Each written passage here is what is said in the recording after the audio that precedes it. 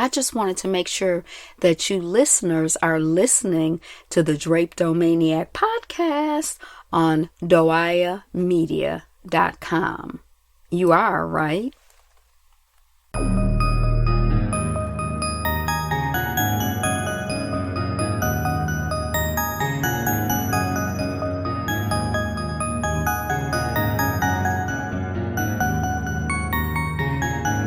Peace, family, and welcome to this edition of the Drapedomaniac podcast. This is Yapo Yapa, the HDIC, that is the head Drapedomaniac in charge. And I'm here with my lovely wife, Angela. Peace, what's up? And we are here, as always, to have conversations about how to get off this frickin' plantation. Well, just a little housekeeping, I guess. We apologize if you hear ambient noise in the background, if you hear trucks going by. We don't have a sound studio, and where we have is definitely not soundproof. So, welcome to our world. That's right. And at first we were going to try it with the windows closed, and it's just blazing hot outside, which makes it hot in here. So we will open the window back up. So every now and then you'll hear a truck or car go past, like you're hearing now. Welcome to February in paradise. Right. Nice and hot. So anyway, last night when I went to bed, actually several days before that, I've been seeing the stories about Amir Locke, and I kind of was refusing to read them because I knew it was going to just be the same story, different day. And his murder happened several days ago, and I just wasn't really, to be honest, I wasn't really paying a lot of attention to it. And last night before I went to bed, I looked at a little bit of Info Man's show, and he was talking about it. And then so I finally actually started to do some research on it, and it was what I knew it was going to be. Innocent black man, laying in his apartment asleep, and gets awakened, no knock search warrant, and next thing you know, he's murdered. And now the protests start, the demands start, the begging start. It's the same thing over and over and over.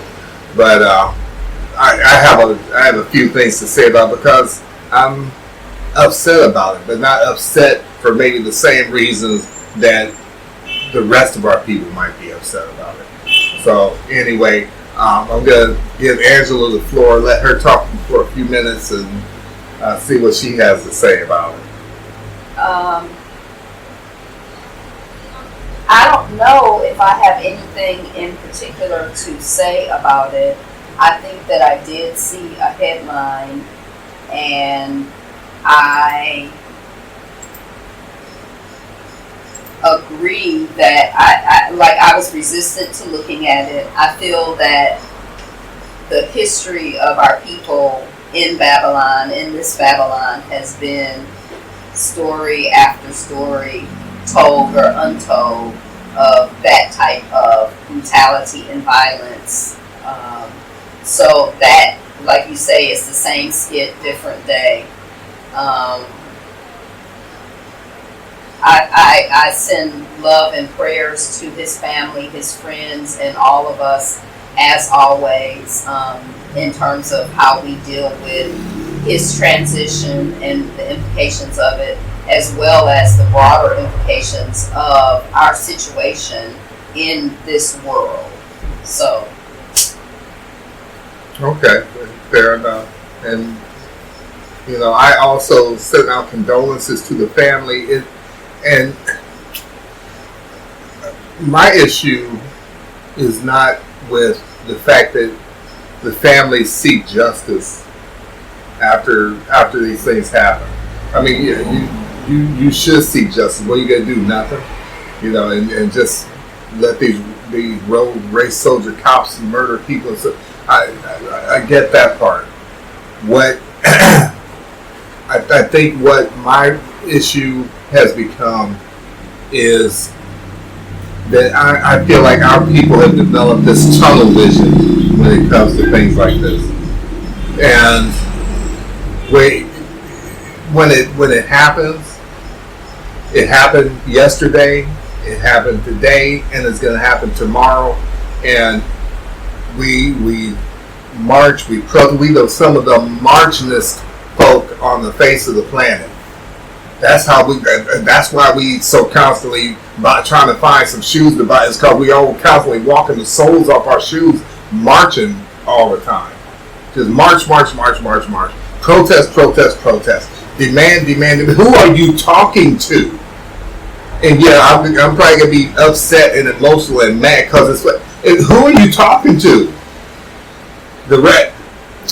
Like I like to say, the mice came up to me and they were complaining because they were like, our mice people are getting killed in all these traps. You need to do something to fix it. Fix what? Fix what? I put these down here to kill you, and they're killing you, and you're coming to me demanding that I fix it. They're already fixed. They're doing what I want. They're doing what they're designed to do. Who are you talking to? My whole thing is separating from these demons, separating from them, getting away from them. It's more than a notion. It's easy to say. I get it.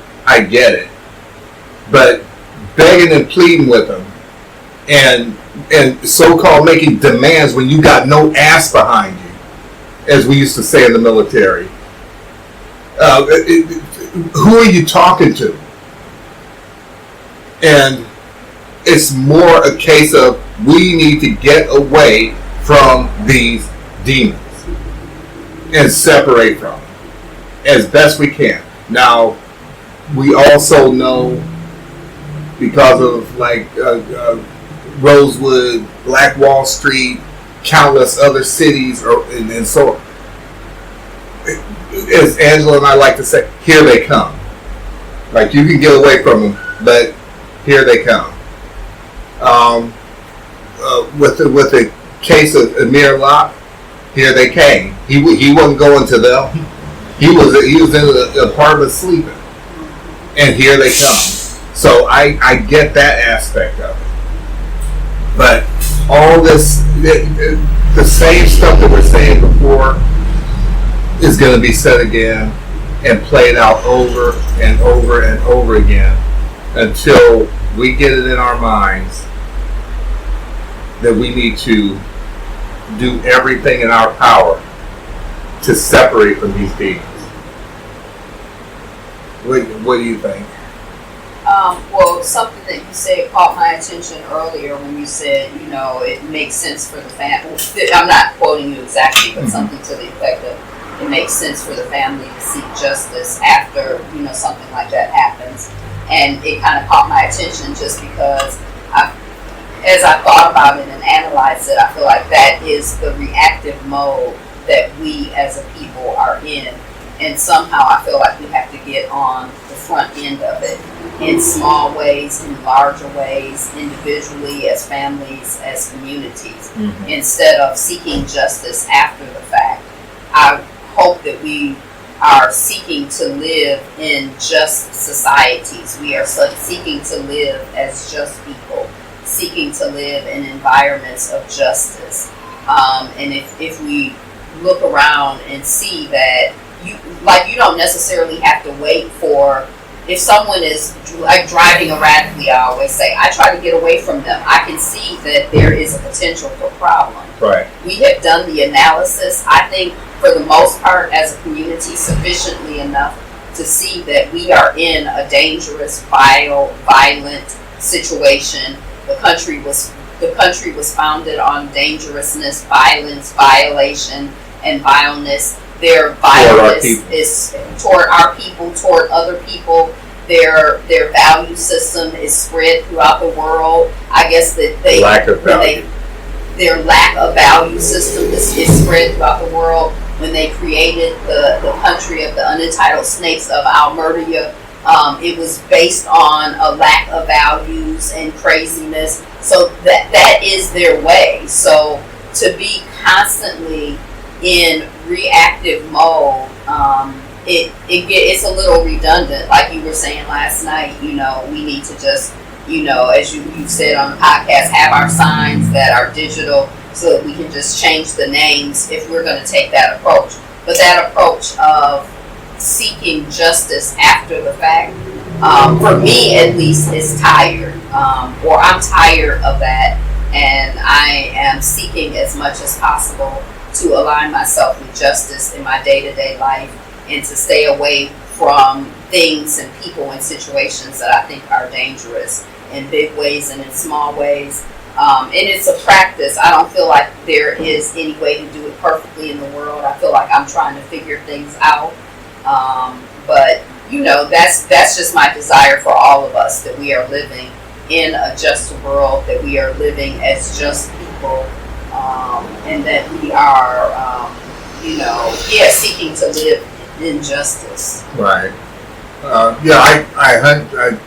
1,000% agree with you. I just want to clarify what I said, though, because when I say I agree with the family seeking justice. See, everything that you just got finished talking about is, to me, is tied into separating from them. That about being preemptive in that way. That's my whole point. But short of that, after something has happened, I can understand a family seeking justice, because like I said, what are you going to do? Nothing. Right. I can understand it. I don't have a lot of hope for it. No, I don't have any hope in it. Right. But all of that said, because I feel like you're seeking justice from the unjust maniac. Like, that's like a exercise in futility and foolishness in some way. And to me, like, and again, that's why I was saying, who are you talking to? Right. I'm seeking humanity from a dog. Well, you're not going to find humanity from a dog, because a dog has dog humanity. It's a dog. It's not a human. Right. And that's part of our issue, as I see it, is that we're constantly trying to project our humanity onto people onto things that aren't human beings. Mm-hmm. At this present point in time, you can call me conspiracy theory, you can call me whatever. I don't believe that they're human. Mm-hmm. I don't believe that they're human. And I don't believe they're human because they show no humanity. If you look at the world, if you look at everything that they've done, if you look at the food, if you look at the ecology, if you look at the killing of the oceans, if you look at everything, they have gone, and I'm talking about white people, there is no place that they have gone and nothing they have done that has added any kind of value to the world. Everything that they do is destructive. Everything they do, everything they have done, and everything they continue to do destroys. It destroys what it touches. It doesn't even matter if it's something as simple as sports. Anything that they touch turns to shit. Everything. And I see absolutely no value in them and no humanity in them, and we're constantly trying to project humanity onto them, going and begging and pleading and making demands and seeking justice and all that stuff from entities who have no moral core. Their moral core is based on money and materialism, and that's it. And being in charge, excuse me, I was talking, but I definitely want to make this point, which is the one that I was making to you. I will go back to the fact that I believe that our people have tunnel vision, and we just see things a certain way, and we're like we're just caught in this loop. as a people. We're just caught in this loop where we are seeking justice or seeking whatever. And the fact of the matter is, if you look at the past year with what has happened, you have seen the world literally change. Just everything about it, whether it's traveling or restrictions, mandates, passports, but education, work, masks, everything, health care, everything has changed. Everything has changed. There are places you and I have tried to go and couldn't go because of restrictions. Things have changed. What I'm getting at is they didn't change in a year. A lot of this stuff changed within a few months. There was this huge upward transfer of wealth causing billionaires to become crazy billionaires, numbering into the trillions of dollars. And this did not take a year. It took a few months for this to happen. The government expanded its powers and its reach. Social media expanded censorship and implemented censorship in ways that people are horrified by. At least people who are paying attention are horrified by. And all of this happened not in a year. We've seen the year in retrospect, but these things actually only took a few months for the government to put in place. The point I'm making, and even before you even get to that, even if you're generous and say if we look at from 2019 to 2022, that's 3 years. Let's say, look at how much has changed in 3 years. Okay. If you don't even have to say 3 months, you don't have to make it that small to make your point. Right. Okay. In 3 years, but it's still freaking 3 months. Right. That's it. And the point that I'm getting at is, go someplace and start trying to talk about referendum. Well, we need to put together an exploratory committee. But damn it, the government is showing you to your face that it doesn't take them a long time to do anything that they have the will to do.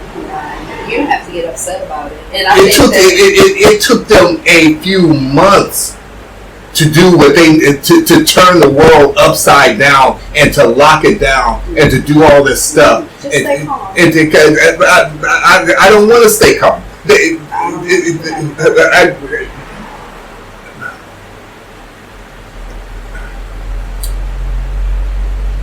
I can't talk about this and just be calm about it.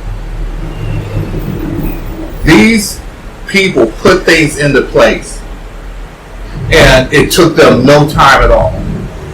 And whenever we talk about something for our people, the pendulum of justice swings wide and slow. And how come the pendulum of giving billions of dollars to billionaires doesn't swing wide and slow? Why doesn't locking down people and taking their rights and so on and so forth swing wide and slow? I'll calm down. Swing wide and slow. And I think it would be helpful for our people to actually look at this and to understand that, as we're doing all this begging and pleading and the stuff keeps happening over and over again over a course of years, over a course of decades, over a course of centuries, that the government is showing them that anything that they have the actual will to do, they can get it done like that. Right. So it's obvious that there is no will to do these things. So it goes back again to, who are you talking to? Right.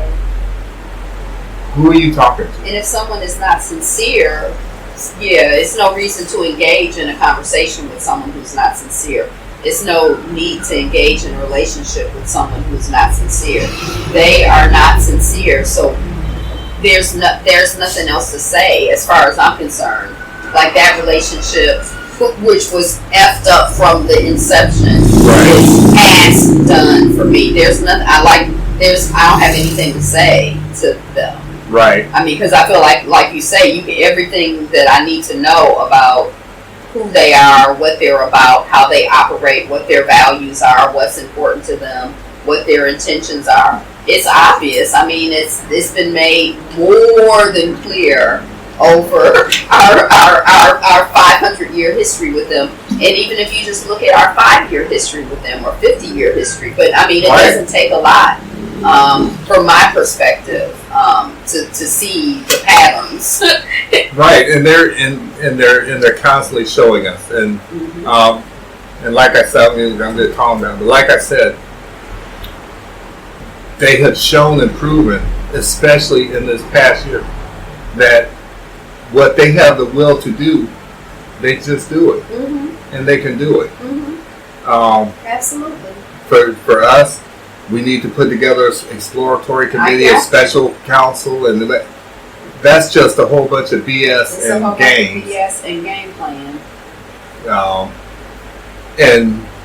And stalling tactics keep us engaged and keep us playing the games and keep us relating to them and keep us dealing with them, keep us invested, and it's not to our benefit. So I want to talk about ways in which to sever the relationship or just because I feel like that is important and that is the key thing. At least for me. Like, I feel like to keep going over and over again that this is not healthy, this is not productive, this is not for me. I can do the fan a little more.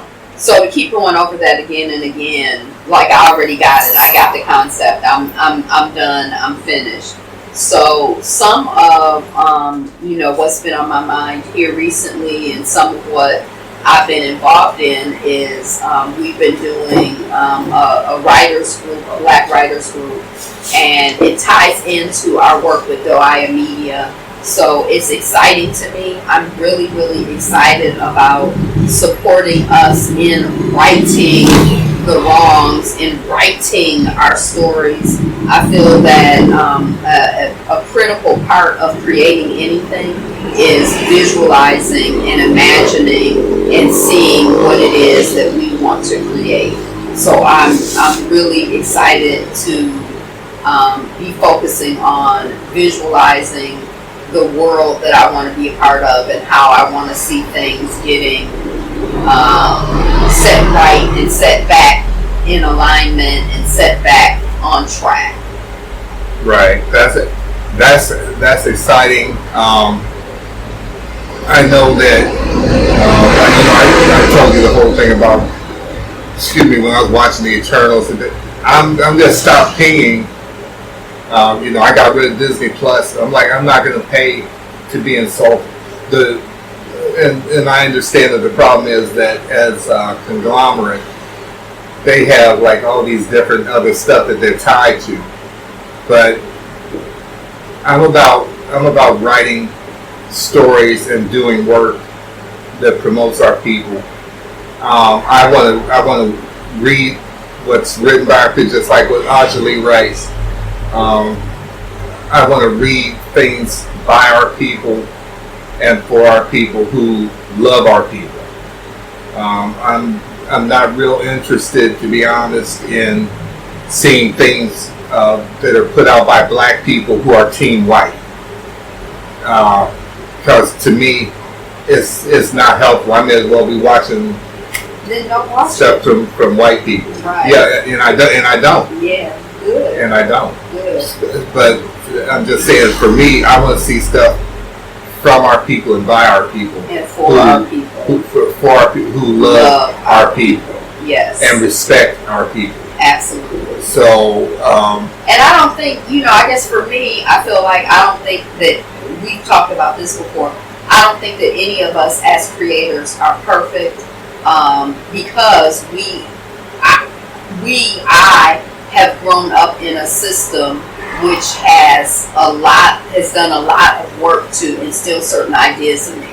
Right. So at this point, I believe that all of us are white supremacists. Some of us more actively and more consciously than others of us. But I think that there are ideas and concepts that have been beat into me, ideas and concepts that I've been exposed to, that I wasn't even conscious of, things I've absorbed, I'm not aware of, that may be operating. There may be, I feel like there's probably lots of rogue programming in me that I'm not even aware of. But, so I don't expect when I feel like I just want to be on the path of righteousness. I want to be on the path to rightness. I want to, as soon as I'm aware of anything that is not for me and for Black us, I want to be about, working on letting that go, releasing it, eradicating it, killing it, getting rid of it. So yeah, that's that. I guess I just feel like I don't expect any of us to be perfect at this point, because I know, for the most part, where we've come from. Right. Well, every release point is a release point. What does that mean? As for me, I'm about to explain it. As for me, one day I'm gonna get on camera again, and I'm about half of what I was. As far as easily. I'm about half the size I was, and I'm about eating healthy and naturally. I got rid of the sugar out of my diet. Like I said, about being as healthy as possible, consuming as little of their media as possible. In other words, every place that you can separate from them, you just start separating. Every place that I can see to separate. Every place that you can see to separate, you try to separate. And I do my best. It's not always easy. Right. But that's the work. Right. It's not always easy. And the sad part is I don't believe it's completely possible, just because of the design of the system. I don't know if it's completely possible. And even if you do get loose, here they come. But for whatever, it's like a serenity prayer. Like, you do what you can, and have the wisdom to know what you can't do. Right. But what you can do it. And keep fine-tuning and for me, that's what I try to do. As my awareness grows, I try to do more. Right. If I can see something else to do, I try to do that. Because for me, processed food is the white man's food. GMOs, all that stuff, that's their food. And frankly, I think that they do better on it than Black people. I don't mean like getting away from it. I don't think it has the same effect on them physiologically as it does our people. I think it's far more detrimental. Hence, probably one of the reasons that there are food deserts the way that there are, because they know that this processed crap and bad stuff has an even harder effect on our people. But that's just a guess. I can't prove that. But like any place that you can start breaking free of them, whether it has to do with your education, your finances, your spirituality, go to Black. Go to Black. And as conscious Black, like I was going to say, your spirituality, your emotions, and go to Black. I was thinking about going to Black therapists, but go to Black people who are as conscious as you can find. Right. Black people who are as self-loving as you can find. Right.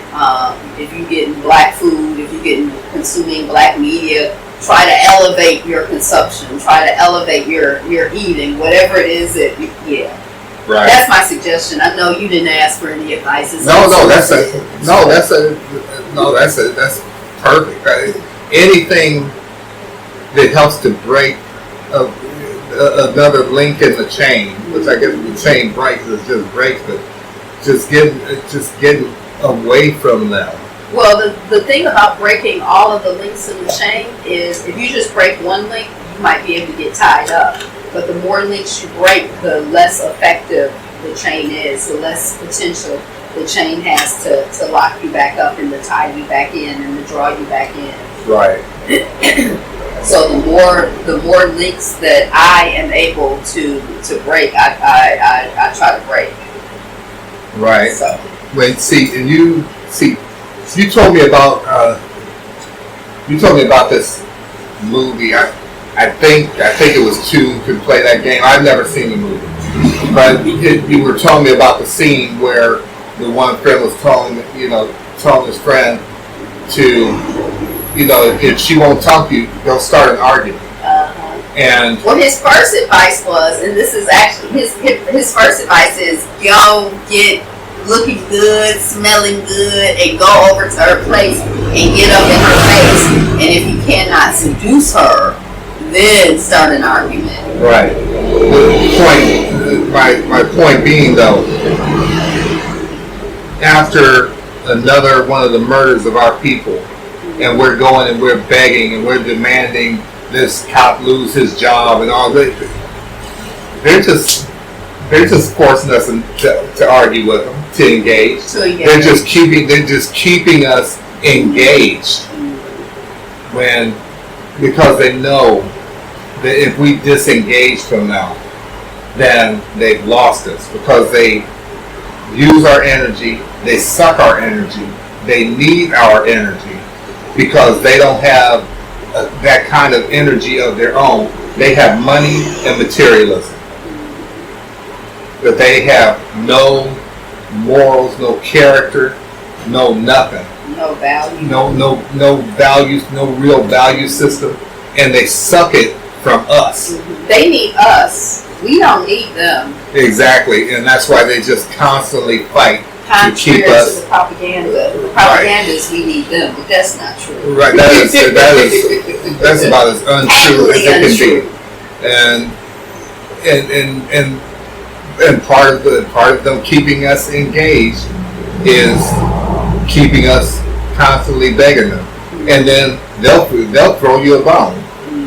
They'll throw you a bone. They'll throw one of theirs in jail or what. See, justice was served. No, it wasn't. That was just a dog and pony show to keep us engaged, to keep us in the casino playing. Right.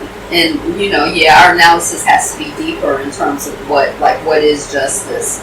Our analysis has to be deeper in terms of a lot of things. But anyway, and I might have said this before, but I was just thinking about they need us, we don't need them, and it reminded me of this whole, in the situation in an abusive relationship, that's part of the dynamic, that the abused needs the abuser when it's actually not true. Right. That nobody wants you, you don't have anywhere to go, you're too ugly, you're too whatever, nobody's going to put up with you but me, I'm some angel because I'm tolerating you, and that's just not true. But the abused starts thinking that that's true, that they're worthless, that they're nothing without the abuser, that they don't have any other options. But we do have options. When in real life, everything. In real life, I've seen case after case after case where a person gets away from their abuser and then they start to flourish. Right. And that's when their abuser pretty much comes and starts stalking them and trying to kill them and everything else. Mm-hmm. Because the abuser's life tends to start going downhill, because they were sucking off of that other person. And if they build a system and it's resting on our back and we get on up and go on about our business, then what do they have? They've been sucking off of us. They're leeching off of us. They built their systems and their prosperity, and I say that, ironically, right, on hurting us, our pain, on violating us, on taking advantage of us. So they need us in order, like how Europe underdeveloped Africa. Right. They need us to quote unquote thrive. Right. So I'm gonna say this, and this is just gonna be my final word, because this is actually why I got on here what I came on here to say, because I've been wanting, I've already said it, but I'm going to reiterate that. Look at what the government has done just in the past year, and actually only took them several months to get all this stuff in place, to do all these wealth transfers, to do all this, cause all this chaos and so on in a few months. It doesn't take them a long time to do anything that they actually want to do.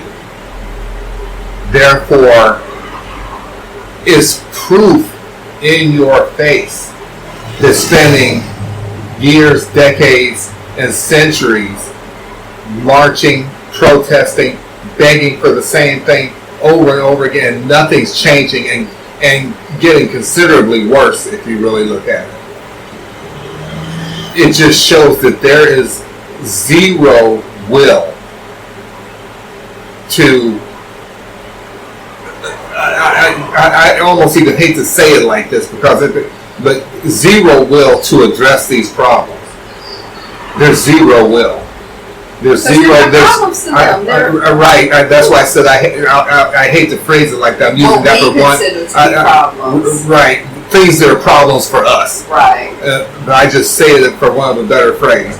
This system works exactly the way it was designed to work, and each time that you're marching and you're protesting and you're all this stuff, you're letting them know. Just like the mice who come to me telling me that their comrades are being murdered or killed in these traps, they're letting me know that what I'm doing is working. So thank you for the feedback. Okay? It doesn't take 500 years, 10 years to do what you actually want to do when it comes to this government.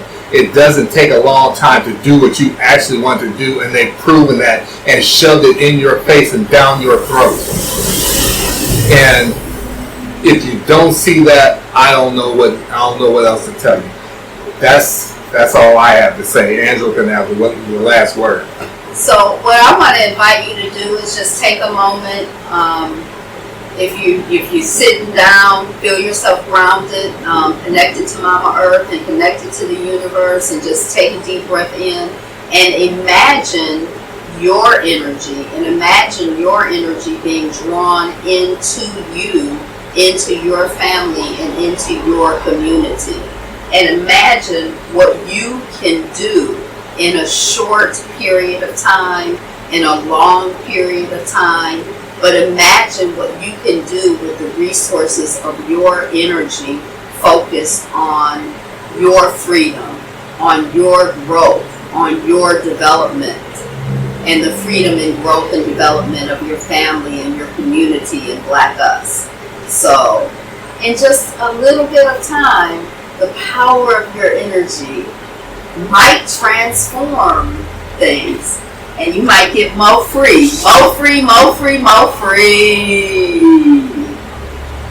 Okay. That's a good way to end it. Thank you, as always, for listening to this edition of the Drapetomaniac Podcast. I'm Ayapo Yapo, the HDIC, self-appointed.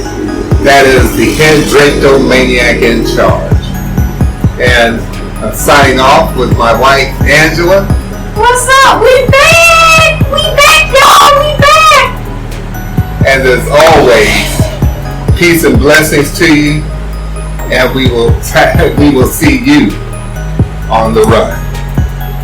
Move it. Move it.